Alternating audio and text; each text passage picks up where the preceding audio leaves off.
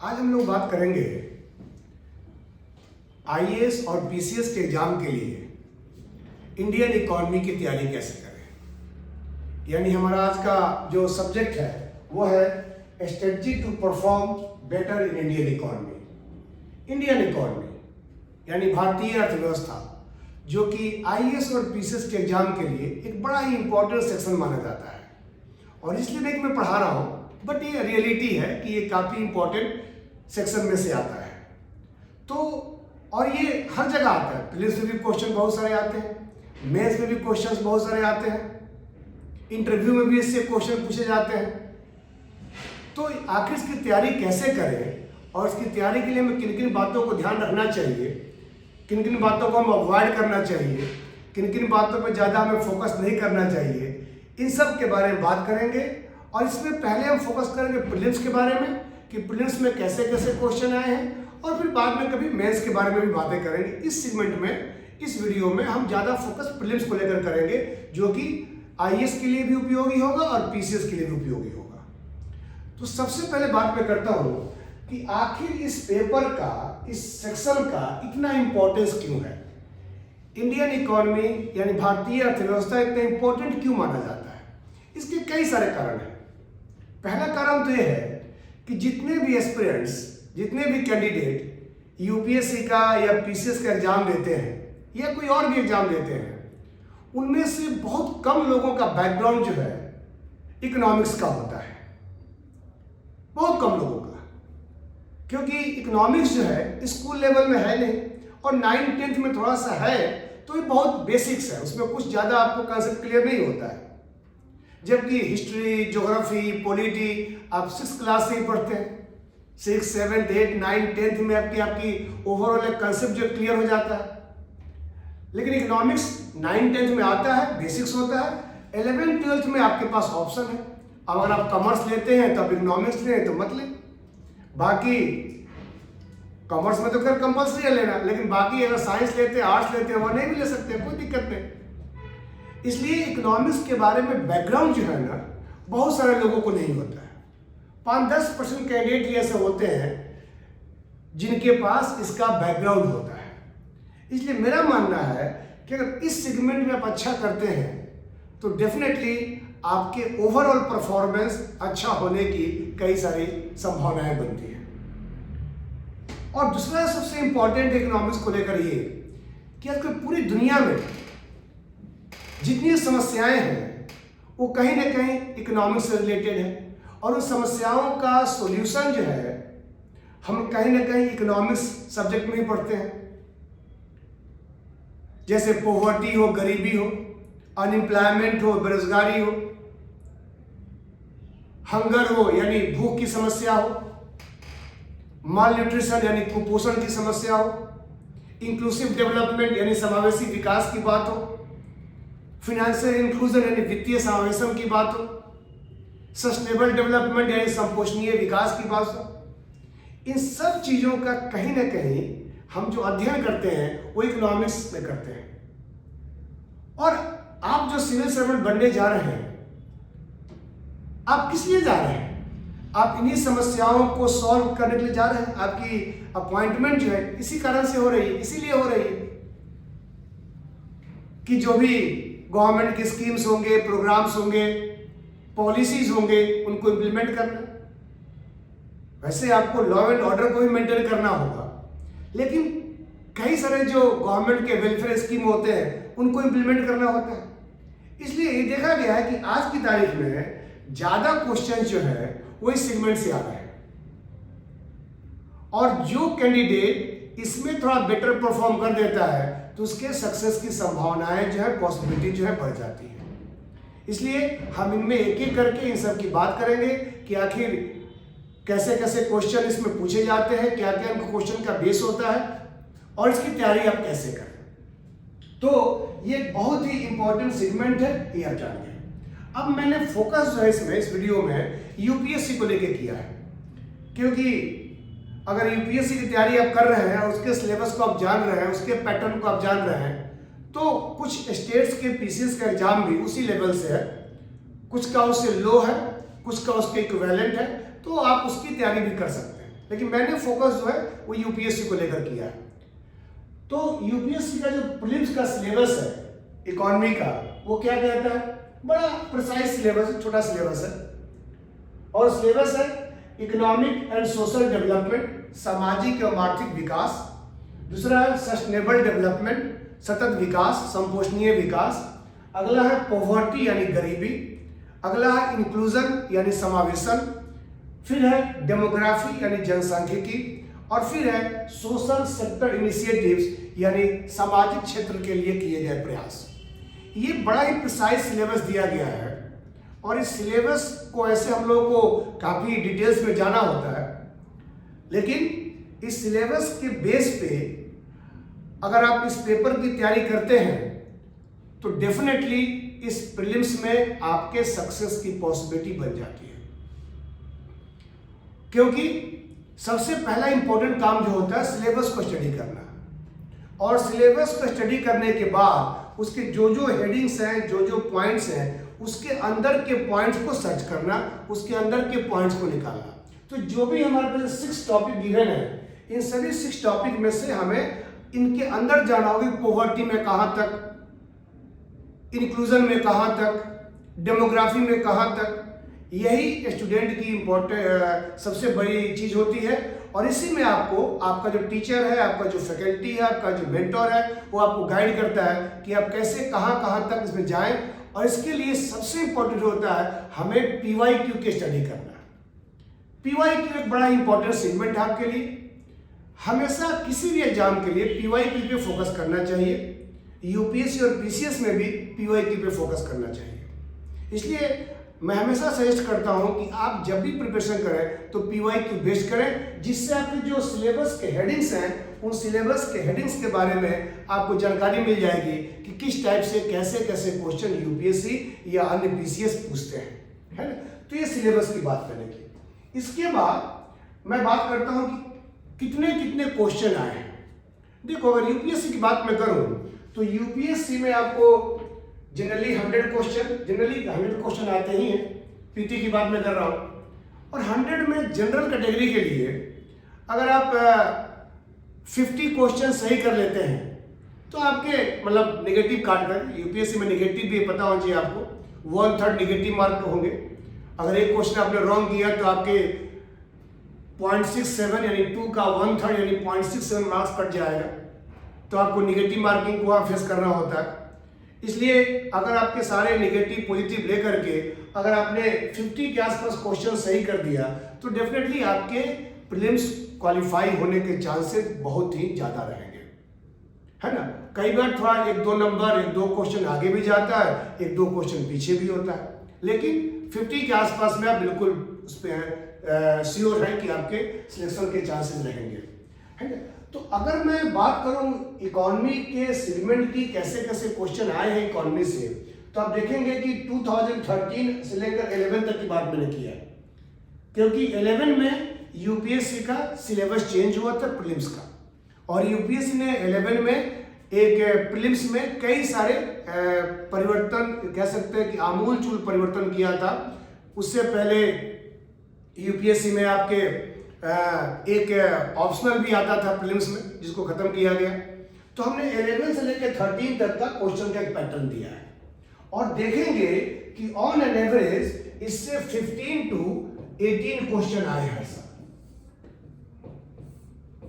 15 to 18 question, और ये 15 to 18 question जो है वो 100 में नहीं है, इसको आप 50 में मान के चले, क्योंकि सिलेक्शन आपका 50 पे हो रहा है।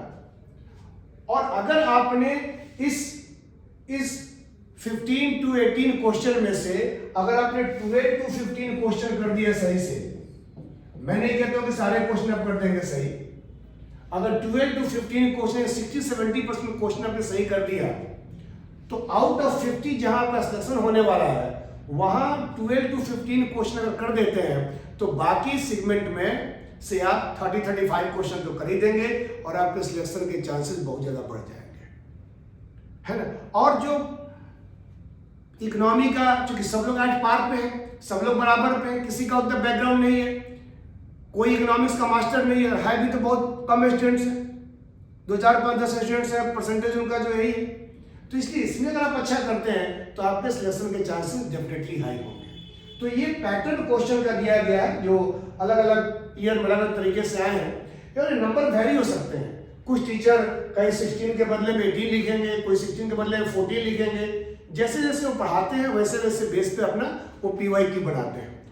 मैंने अपने क्लास लेक्चर से जो चीज़ें डिस्कस की है उसके बेस पे हमने बनाया है कि ये हमारे PYQ का जो PYQ आए हैं वो हमारे क्लास और क्लास के बेस पर ये PYQ आए हैं, जो टॉपिक को मैं टच करता हूँ क्लास में, है ना। तो PYQ डेफिनेटली आपको ध्यान देना पड़ेगा कैसे कैसे PYQ आए हैं, और उसी के लिए अगर तैयारी करते हैं तो डेफिनेटली इस पेपर में अच्छा कर सकते हैं।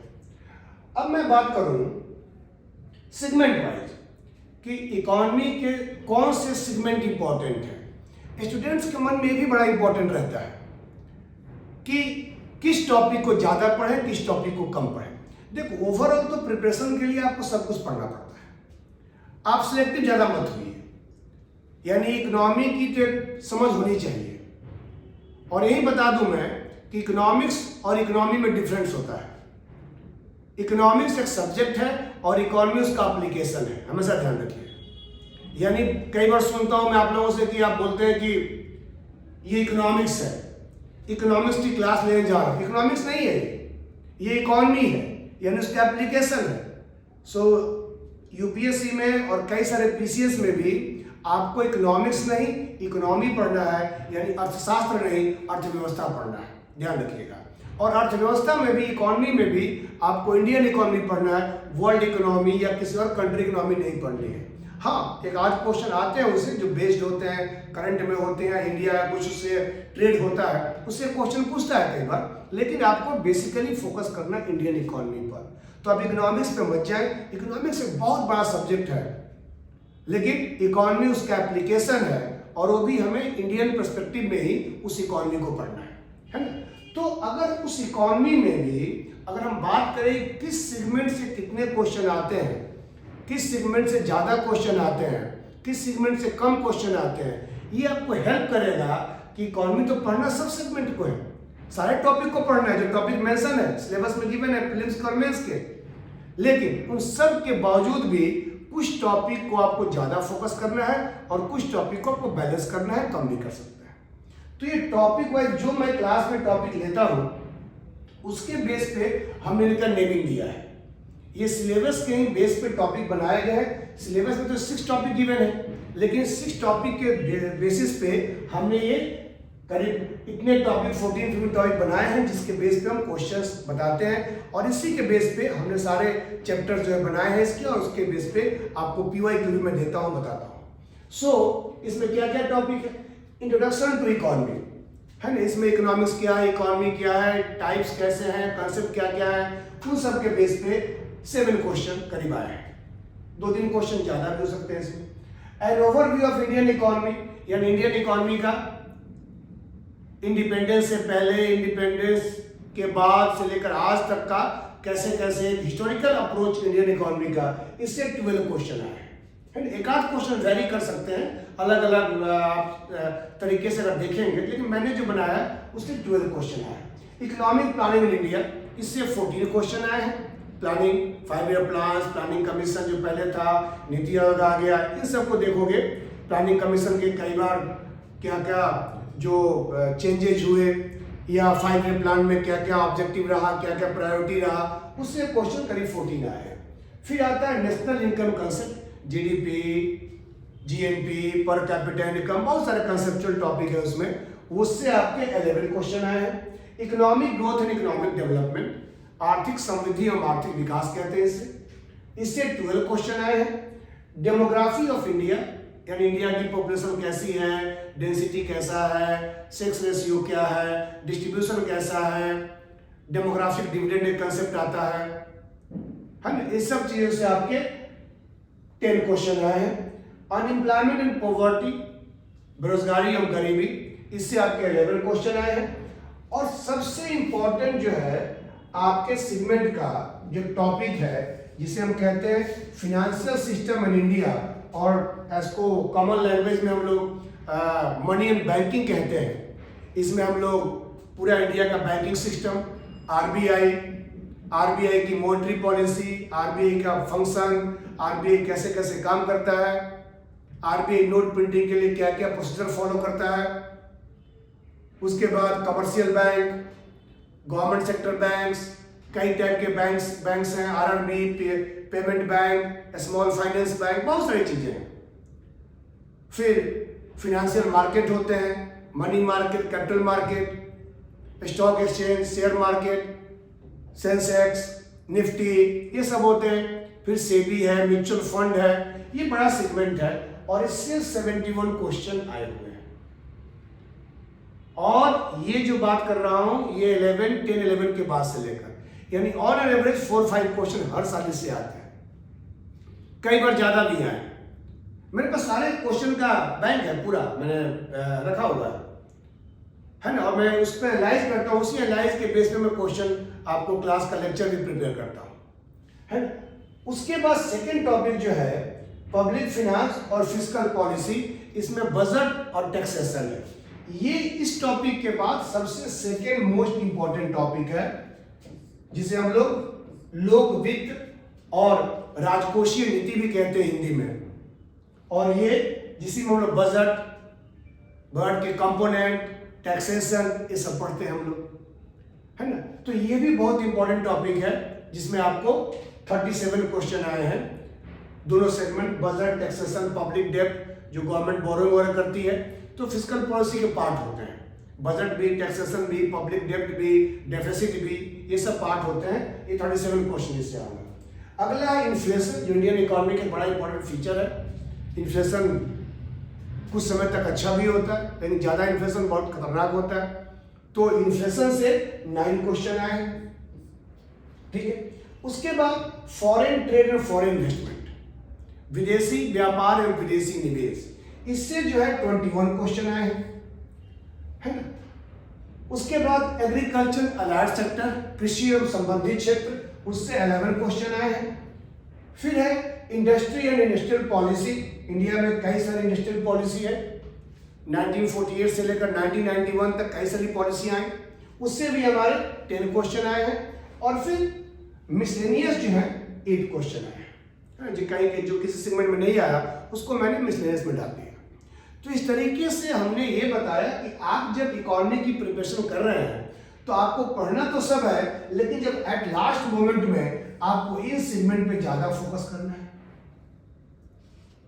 इसे हम हाईली इंपॉर्टेंट टॉपिक कह सकते हैं, जिसे मैं हमेशा हिट कहता हूं, हाईली इंपॉर्टेंट टॉपिक। और आपको हर सेगमेंट में, हर सब्जेक्ट में आपको हिट पे फोकस करना है, यानी हाईली इंपैक्टेड और हाईली इंपॉर्टेंट टॉपिक जो आपके उस सेक्शन में सबसे ज्यादा जिनसे क्वेश्चन पास्ट में पूछा गया है। और ये जान लीजिए, अल्दो हम लोग कहते हैं कि ट्रेंड नहीं होता, लेकिन ट्रेंड कुछ होता है। अगर ट्रेंड नहीं होता तो फिर 71 क्वेश्चन से क्यों आया हुआ है? हाँ, आपका बैड लग है, किसी बार 3-4 ने ज्यादा फोकस पे किया और कई बार 3-4 क्वेश्चन इससे आ गए, वो अलग बात है। लेकिन ज्यादातर जो है ज्यादा क्वेश्चन आपके उन ट्रेंड से आते हैं, उन टॉपिक से आते जो ट्रेंड में रहता है। और हर एग्जाम का एक फोकस होता है कि वो ज्यादा क्वेश्चन कहां से पूछते हैं, है ना। तो आप हमेशा प्रिपरेशन तो पूरी इकोनॉमी की करें, लेकिन कुछ टॉपिक को ज्यादा इंपॉर्टेंस दें जो कि आपके लिए बड़ा ही इंपॉर्टेंट है। ओके, अब मैं बात करूंगा कि आखिर किस टाइप के क्वेश्चन इकोनॉमी में आते हैं। सो इकोनॉमी में क्वेश्चन की बात करूं तो कई टाइप्स के क्वेश्चन आते हैं।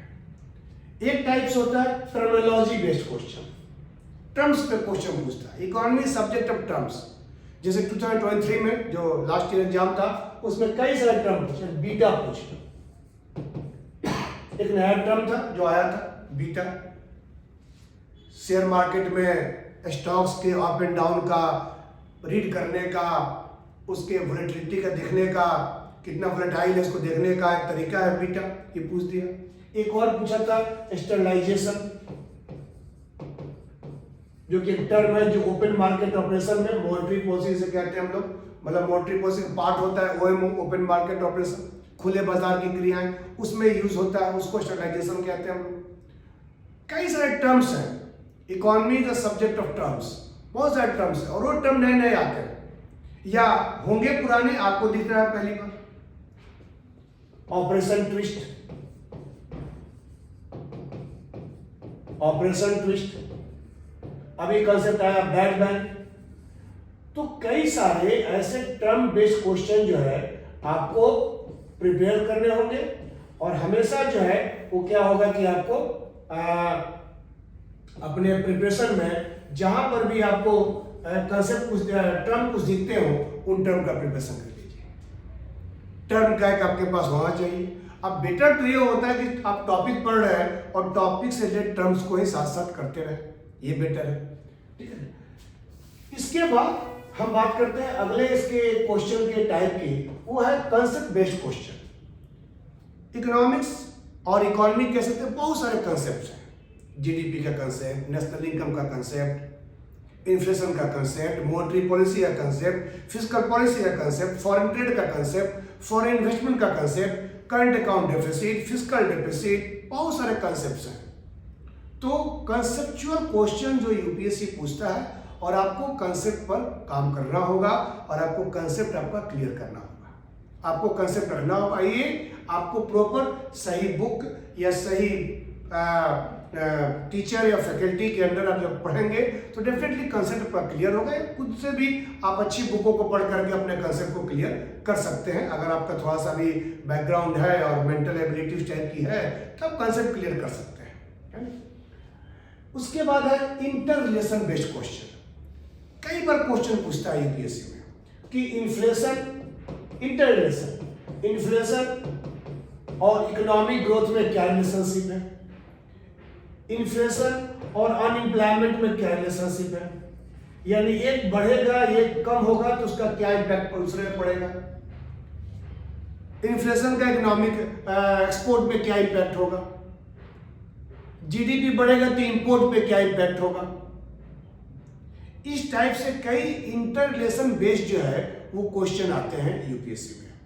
तो आपको रिलेशन देखना होगा कि एक का इम्पैक्ट दूसरे पे क्या पड़ता है ना। और इस टाइप से क्वेश्चन की प्रिपरेशन करेंगे तो हमेशा हमेशा ध्यान रखो कि जब एम्प्लॉयमेंट बढ़ेगा तो लोगों की इनकम बढ़ेगी और लोगों की इनकम बढ़ेगी तो लोग डिमांड करेंगे और डिमांड करेंगे तो इन्फ्लेशन बढ़ेगा ही बढ़ेगा।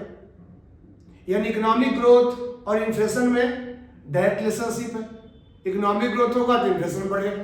तो इस टाइप से जब भी आप प्रिपरेशन करें ना तब भी आप बड़ा लॉजिकल होकर के आप उन चीज़ों को सोचें और उसके अकॉर्डिंगली प्रिपरेशन करें।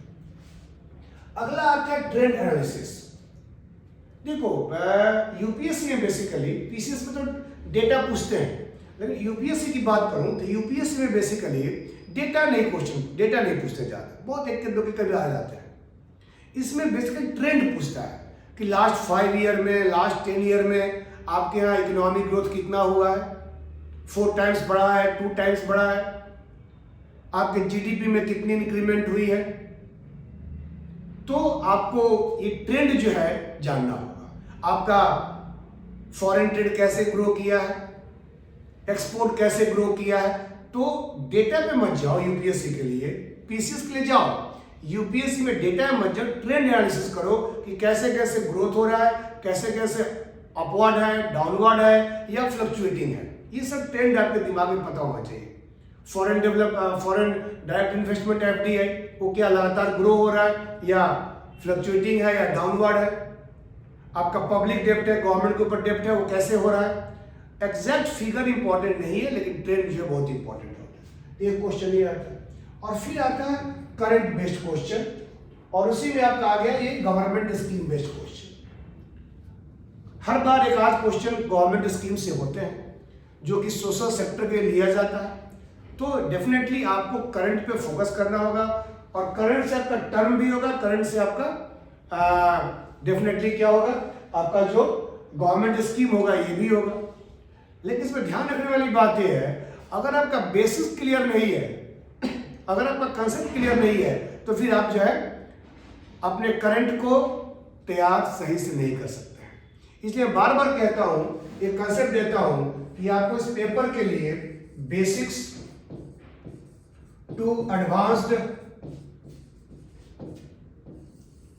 With current. आपको एक कंसेप्ट लेके चलना होगा, आपको बेसिक पे फोकस करना होगा, आपको उसको एडवांस से जोड़ना होगा और साथ साथ सब चीजों को करंट से जोड़ना होगा, है ना। तो अगर आप सिर्फ एक चीज को फोकस करें, करंट पढ़ लें, कई सारे स्टूडेंट होते हैं सर करंट के लिए क्या करें, करंट के लिए क्या करें। अरे करंट तभी होगा जब आपका बेसिस क्लियर होगा, जब आपका कंसेप्ट क्लियर होगा। तो कंसेप्ट और बेसिक्स पर ध्यान दो, अपने आप जो है करंट जब न्यूज़पेपर पढ़ोगे, मैगजीन पढ़ोगे, कोई भी वीडियोस देखोगे तो आपका करंट ऑटोमेटिकली जो है वो क्लियर हो जाएगा। इसमें कहीं से कोई दो राय नहीं है। यानी कि ये आप जो इस टाइप के क्वेश्चन पूछे गए हैं, इस टाइप पे फोकस करके आप हमेशा कोशिश करो कि आप अपने प्रिपरेशन को और ज़्यादा स्ट्रॉन्ग करो।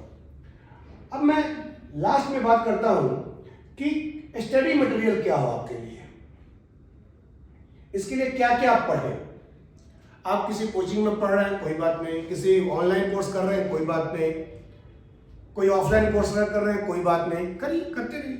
लेकिन मेरा मानना है कि इसको प्रिपरेशन करने के लिए कुछ जो हमारे सोर्सेज हैं जो बड़े इंपॉर्टेंट हैं, जिनको फोकस करके आप और जिन पर ध्यान दे करके आप डेफिनेटली इस पेपर में, इस सेक्शन में अच्छा मार्क्स ला सकते हैं, इसमें कोई दो राय नहीं।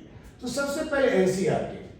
ऑल्दो एनसीईआरटी इकोनॉमिक्स में स्टूडेंट्स को ज़्यादा समझ में नहीं आती है, लेकिन फिर भी हम एनसीईआरटी इग्नोर नहीं कर सकते। ये नाइन्थ है, 11th नहीं है, 9th है। 9th के में इकोनॉमिक्स की बुक है, उसको पढ़ना होगा, ठीक है। 10th में एक बुक है अंडरस्टैंडिंग ऑफ इकोनॉमिक डेवलपमेंट, इसको पढ़ना होगा, पतली सी बुक है, स्टोरी ज़्यादा है इसमें, उसको पढ़ लें। स्टोरी के बीच में कुछ टर्म दिए गए, उन टर्म को आप देख सकते हैं और उसका एक नोट्स बना सकते हैं।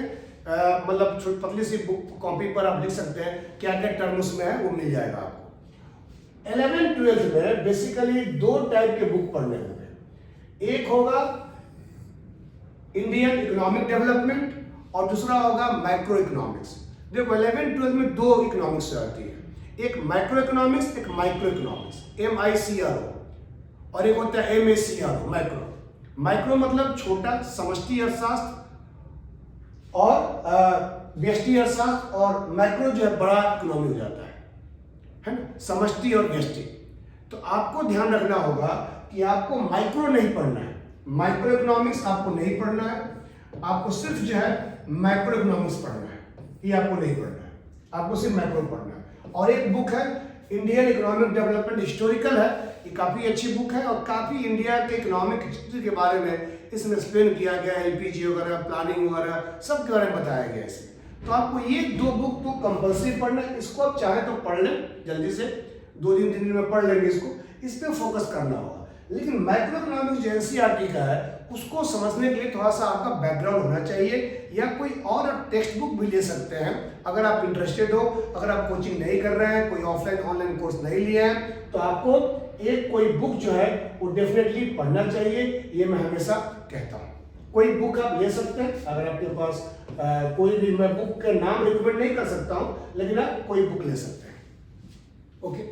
उसके बाद जो भी अगर आपने क्लास में कहीं कोचिंग ज्वाइन किया हुआ है, तो क्लास लेक्चर के जो नोट्स होते हैं उसको ध्यान से पढ़ना चाहिए। लेक्चर जो है वो टीचर का एक्सपीरियंस और टीचर का जो भी क्वालिफिकेशन है, जो भी उसकी कैपेसिटी है, उसके अकॉर्डिंगली बनाता है।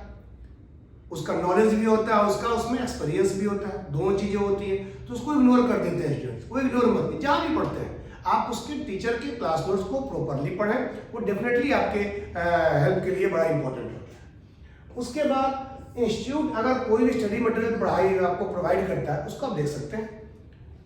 कई बार स्टूडेंट कहते हैं सर ये कुछ नहीं है, बेकार है, ये है, कॉपी पेस्ट है। अरे कुछ भी है, कुछ तो मिलेगा उसमें ना, उसको पढ़ने में कितना टाइम लगेगा? 1 वीक, 15 डेज, एक बार पढ़ लो, कोई काम का चीज मिल जाएगा उसमें।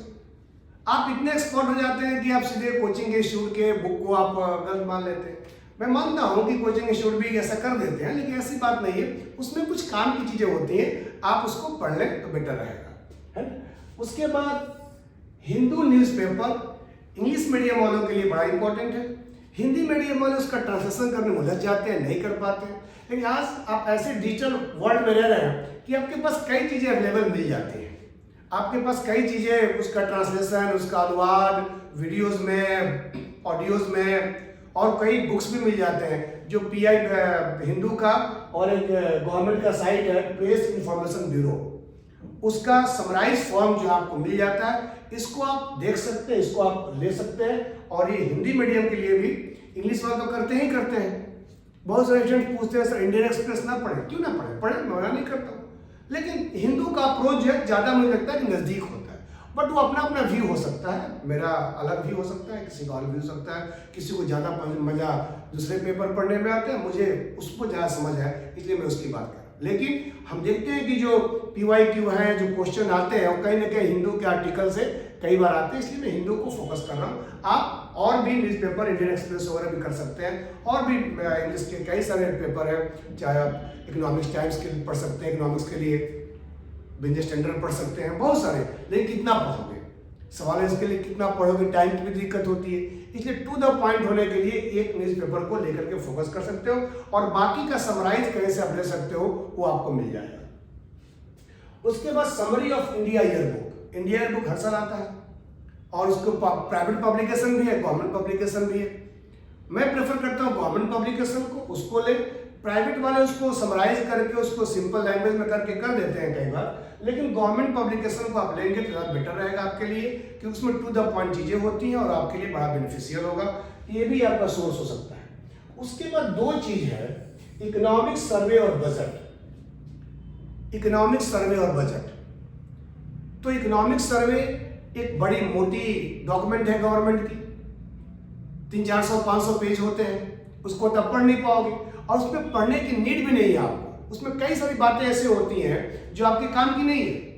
उसका समराइज फॉर्म जो है आपके लिए बेटर होगा, और वो समराइज फॉर्म आपको आपके इंस्टीट्यूट जहाँ पढ़ रहे हैं या कोई ऑनलाइन अवेलेबल होगा, या कोई टीचर बताएगा आपको।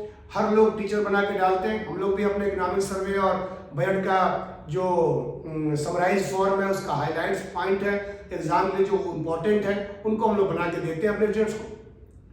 और उस पर बेस्ड PYQ की बहुत इंपॉर्टेंट, उस पर बेस्ड प्रैक्टिस क्वेश्चन भी बहुत इंपॉर्टेंट होता है। इसलिए बजट का और इकोनॉमिक सर्वे का पूरा डॉक्यूमेंट मत पढ़ो। बजट तो फिर भी आप पढ़ सकते हो, इकोनॉमिक सर्वे का पढ़ना पॉसिबल नहीं है, लेकिन उन दोनों के आपको समराइज फॉर्म को करना होगा, उस पर बेस्ड क्वेश्चन प्रैक्टिस करनी होगी, और उसमें जो भी स्कीम्स, जो भी प्रोग्राम्स मेंशन किए गए होंगे, वो एग्जाम के लिए ज़्यादा इंपॉर्टेंट होते हैं। इकोनॉमिक सर्वे के इशूज जो हैं वो आपके लिए मेंस के लिए भी बहुत इंपॉर्टेंट होते हैं, इसलिए मेंस पे ही बात कर सकते हैं। तो हमने ये जो वीडियो आपको दिया, इसमें सिर्फ ये बताई कि इकोनॉमी कितना इंपॉर्टेंट है आपके लिए, आपके सिलेक्शन के लिए, इंपॉर्टेंट में कैसे कैसे क्वेश्चन इकोनॉमी में आए हैं, और स्टूडेंट्स के मन में इकोनॉमी को लेकर फियर होता है, एक कई टाइप के मिसकंसेप्शंस होते हैं, भ्रांतियां होती हैं कि इकोनॉमी ऐसा है, इकोनॉमी वैसा है। लेकिन ध्यान रखें, ये इकोनॉमी है, ये इकोनॉमिक्स नहीं है। इकोनॉमिक्स टफ होता है, इकोनॉमी इजी होता है, हमेशा ध्यान रखिए, और इजी है ना। तो इस तरीके से आप इसमें, इस वीडियो के थ्रू आप एक ओवरऑल स्ट्रेटजी समझ सकते हैं कि हम इकोनॉमिक्स के लिए, जिसे हम लोग इकोनॉमी पढ़ना है, इसके लिए हम क्या स्ट्रेटजी बनाएं और कैसे प्रिपरेशन करें, ये आपके लिए काफ़ी बेनिफिशियल होगा। ठीक है, तो उम्मीद करता हूं कि ये वीडियो जो है आपके लिए काफ़ी बेनिफिशियल होगा, और इंडियन इकोनॉमी की तैयारी करने के समय आप इस वीडियो को देख करके अपनी एक सही स्ट्रेटजी बना पाएंगे, और उस स्ट्रेटजी के बेस पे आप इंडियन इकोनॉमी में बेहतर परफॉर्म कर पाएंगे। So thank you. इस वीडियो में इतना ही। अगले वीडियो में हम कुछ और टॉपिक्स की बात करेंगे। Thank you, thanks a lot.